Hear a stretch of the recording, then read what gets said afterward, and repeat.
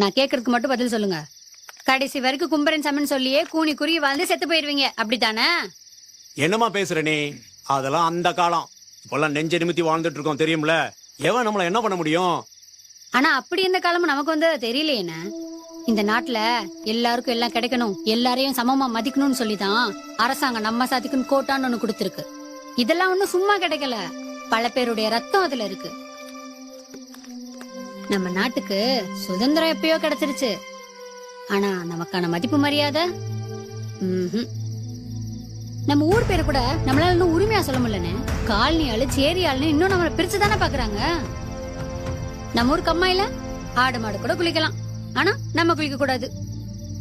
காலனில இளவு இருந்த மேல தெருவழியா கொண்டு போக கூடாது, சாமி கும்பிட கூடாது, தொட்டா தீட்டு நடந்தா தீட்டு பார்த்தா தீட்டு. இன்னத்த நாள் இப்படி வாழ போறோம். காலனின்ற அடையாளத்தை மாத்தவே முடியாதா? மக்களோட மக்களா சேர்ந்து வாழவே முடியாதானே? இதெல்லாம் மாறணும். அதுக்கு நம்ம அரசியல் படிக்கணும், பழகணும், அதிகாரத்துக்கு வரணும். அரசியல் மட்டும்தான் நம்ம மாற்றத்துக்கான ஒரே வழி. நீ ஏன்னா எலெக்ஷன்ல நிக்க கூடாது?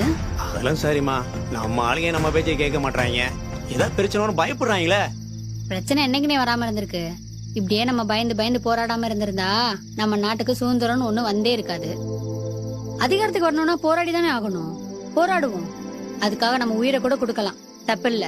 ஆனா ஆமையா, இந்த புள்ள அமுதா சொல்றதான் கரெக்ட். நம்ம யாருக்காகவும் பார்க்க தேவையில்ல. இது அரசாங்கம் நமக்குன்னு ஒரு தொகுதி. நம்ம நிக்காம நம்ம பேசுற அவங்க தலைவரானா என்ன அர்த்தம்? நாம ஒண்ணும் அவங்க சொத்த திங்கல, அவங்க தான் நம்ம சொத்த புடுங்கி தின்றாங்க. நம்ம ஆளுகளை பத்தில நீ கவலைப்படாதனே. படிச்சவன் தானே நீயும், சும்மா நில்லுனே பாத்துக்கலாம். நானே யோசிக்கிற சரின்னு சொல்லுனே. சரி அமுதா, நான் நிக்கிறேன். நல்லது பண்ணுவோம். ரொம்ப சந்தோஷம் அண்ணே.